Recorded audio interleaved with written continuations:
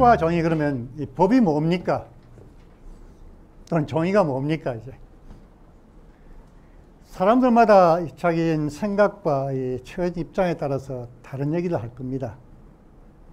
누구는 이게 법이라 그러고 또 누구는 이게 법이라 그러고 어떤 사람은 이게 정의라 그러고 또 어떤 사람은 그게 아니다라고 얘기하고 그러면 이 정답이 있느냐 그럴 때 결론적으로 볼 때는요 정답은 없습니다.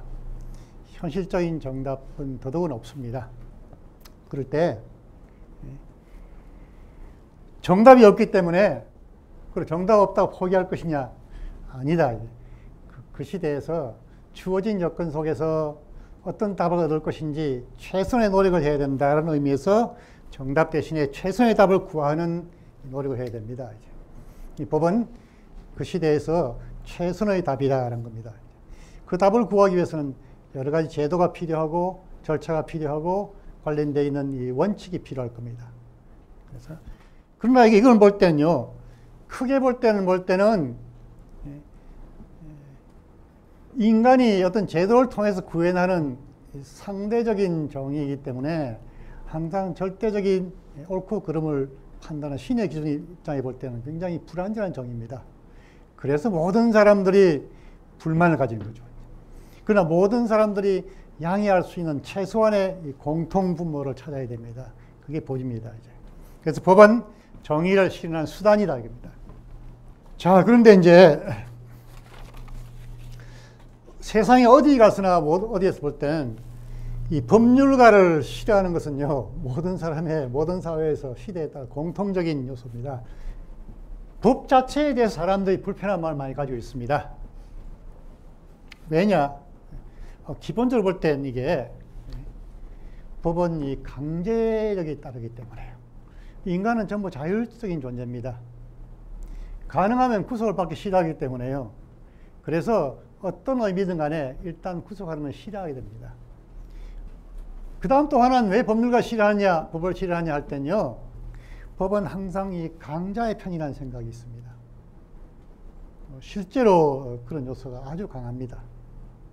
법의 이름으로 주어지는 그 강제력은 현재 질서를 유지하고 지켜나가는데 절대적으로 기여하기 때문에 그렇습니다. 그렇다면 그 질서가, 현재 질서가 사회 전체의 약한 사람들을 포함한 전체의 동의를 받거나 지지를 받으면은 별 문제 없겠지만 사실 그런 지지를 받을 수가 없지요. 그러니까 소수의 강자보다 다수의 약자에게 더 억압적인 제도가 되기가 쉽습니다. 법률가 싫어하는 것은요, 이 부정의보다 무질서입니다. 그러니까 어느 나라에서나 소위 권력을 찬탈한 사람들이 나오게 되면 부정의로운 권력이 들었으면 그걸 지켜나가는 법률가들입니다. 언제든지요. 왜냐하면 제도도 그렇기 때문에. 그 양반 속성적으로 볼 때는 무질서 싫어합니다. 자, 그럼 뭘 의미하냐? 또 다른 건요, 법률가들은 이 변화를 좀 싫어합니다. 변화에 둔감하죠. 그럴 수밖에 없습니다. 왜냐하면 현존의 제도라는 것을 지킬 때까지 지키도록 모든 논리를 개발해서 이렇게 훈련이 된 사람들이기 때문에 새로운 시대의 조류들이 들어오게 되면 겁이 납니다. 이게 과연 옳은 건지 그런 건지 잘 모르기 때문에. 그래서 마지막까지 이걸 지키다가 그 다음에 무너질 때까지 지키는 것이 법률가의 속성입니다. 그러니까 법률가들이 제일 경직되어 있죠. 이런 법이면은 없으면 더 좋지요. 대안이 있습니까? 없으면 어떡합니까, 이제? 제가 여기 두 사람의 얘기를 들어줬습니다. 하나는 우리가 여기 저희 제자백가 시대의 마지막에 이 부분을 정리한 진나라의 통일에 기여했다는 이 법가 한비자를 가져오고요. 그 다음에는 하나, 20세기 시인, 영국의 시인, 개관 시인 W.H. 오던의 법원사랑첩이라는 시 두 개를 가지고 제가 설명을 드리려고 합니다. 그래서 한비자 중에서 거기 그 오두란 부분이 있죠. 5개 좀 같은 인간들, 무리들. 이것 때문에 나라가 망한다, 이제. 오두에 제일 먼저가 누굽니까, 이게? 유학자들입니다. 인간이 뭐니, 그리고 후맹탕하게 좋은 얘기 하는데, 현실적으로 절대 아니다, 이제. 그러니 보십시오, 이제. 시대가 이미 달라져가지고, 이제 자식들도 부모 말 안 듣고, 세상 나가서 아무리 해봐도 되는지 아느냐. 다 인간 나쁘기 때문에 그때만 해도 제대로 법을 다스려 강한 사회를 만들어야 된다라는 주장이었습니다. 그 한비자가 그래서 법과를 가지고 그 이후에 결국 뭐냐, 법과라는 것이 세상을 움직일 때는 결국은 사회 제도를 이끌어 가려니까 불가피하게 이 법과가 필요했다는 겁니다. 어디에서나. 자, 그래서 법은 좋아하진 않지만요, 그 없이 못 사는 겁니다. 20세기 시인 W.H. 오던의 시 중에서요, 그 많은 시 중에서 이 법은 사랑처럼이라는 로라이클라브라는 시가 있습니다. 근데 이번에 마지막에 연애 보면, 마지막 연애는 요 구절이 있습니다. 법은 사랑처럼 억지로는 못하고 벗어날 수도 없는 것. 사랑처럼 우리는 흔히 울지만 사랑처럼 대개는 못 지키는 것. 그래서요, 기본적으로 볼 때는 이 한비자나 오던이나 마찬가지로 별로 이게 법은 좋지 않을지 모르지만은 절대로 그거 없이는 못 산다. 억지로는 못 한다. 억지로 하면 강제력이 주어지면 그냥은 외형도 승부할지 모르지만요, 그 부분이 오래 버티지 못합니다. 거긴 자발적인 사람들의 시민의 준법의 의지와 공동체에 대한 의무가 없이는 이 법이 직시 못하죠. 그래서 법대로 사는 사람 없습니다. 이제. 법의 제재를 안 받고 안 들킨 사람 많이 있지만은요, 그러나 법대로 그대로 살기 어렵습니다. 그렇지만은 이것만은 지켜야 된다라는 서로 기본적인 최소한의 합의가 있는 것이죠. 그게 보입니다. 그래서 이런 거 없이 어떻게 살겠습니까? 대안이 있습니까? 대안이 없으면은 그래도 받아들여서 나는 이걸 좀 어루만지고 살아야 되겠죠. 그 다음 법하면 또 어려운 것이 많은 사람 생각 속에서는 바로 이 형벌을 생각합니다. 형사법. 법이 금지하고 그 다음 그걸 처벌한다. 그런데요, 법은 도대체 사람마다 생각이 다른데 누구를 기준으로 법을 만들겠습니까? 사람마다 생각이 다르고 능력이 다르고요, 처해 있는 조건이 다른데 어떻게 하겠습니까? 그럴 때 형사법은 특히 다 보면요, 일반인 보통 사람을 기준으로 하게 되어 있습니다.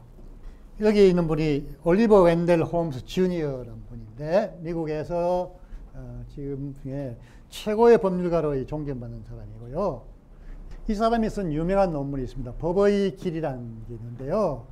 여기는 법률가는요, 평균이는 도덕적인 사람이 아니다. 보통 사람이고, 보통 사람, 보통 나쁜 사람입니다. ordinary bad man입니다. 한비자 생각과 마찬가지다. 기본적으로 사람들은 누구나 태어날 때 어떻게 났는지 모르지만 살면서 다 누구나 나쁘게 될 요소가 있는 겁니다, 이제. 그래서 그 요소에 대해서 이걸 차단하는 방법은 없고, 최소한도 밑바닥에 선만 그어달라는 겁니다. 그게 법인 겁니다.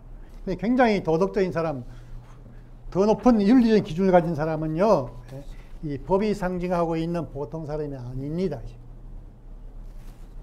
훌륭한 사람은, 그래서 존경할 수 있는 법률가들은 훌륭한 인간이 하고 딱 맞는 게 아니다.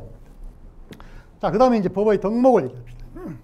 그런데 불구하고 법이란 건요, 훌륭한 법률가가 되려고 그러면, 좋은 법률가가 되려고 어떻게 되느냐라고 할 때는, 기본적으로 이 법은 논리의 세계보다 경험의 세계입니다. 그래서 성숙한 지혜가 있어야 돼요. 천재의 세계가 아닙니다. 어른의 세계입니다. 그 다음에 이제 공동체이기 때문에 합리적인 이성, 이 합리적이라 하면 뭐냐 하니까요, 평균인을 생각해가지고요. 각종 다른 이해관계를 조정할 수 있는 그런 틀을 만들어주는 겁니다. 그리고 개별적인 해석은 그때그때 맞춰서 해석할 수 있는 여지를 남겨줘야 되는 것이죠. 사법제도가 왜 필요합니까? 하면은요, 음악의 한쪽만 얘기한 것이 아니고 그 부분에 대한 옳고 그름의 판단과 그 다음에 최선의 답에 대한 서로 논의, 그 과정에서의 판사의 재량의 여지가 들어가는 것이죠. 그래서 서양에서 이 법을 가지고는요, 그래서 엄격하게 주어진 하나의 기준뿐만 아니라 상황에 맞춰 가지고는 개별적인 구제가 주어지는 법들이 나오기 마련입니다.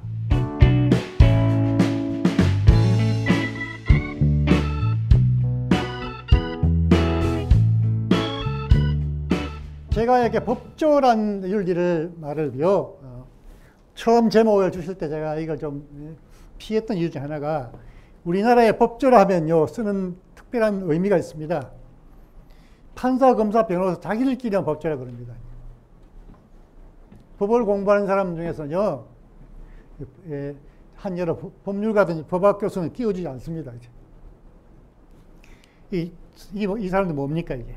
소위 고등고시 옛날에, 그 다음 일제시대 고등문관 시험 합치면은 뭡니까?